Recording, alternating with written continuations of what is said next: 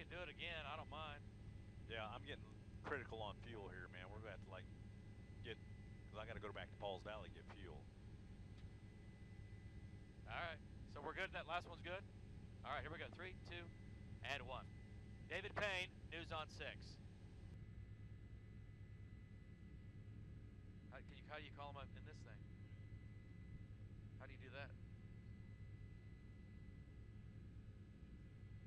I don't have the number. And where are they from here?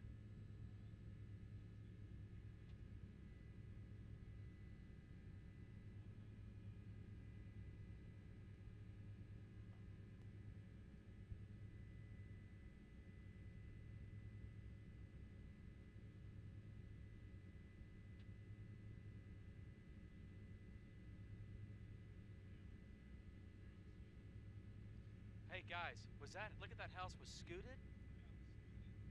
Look at that.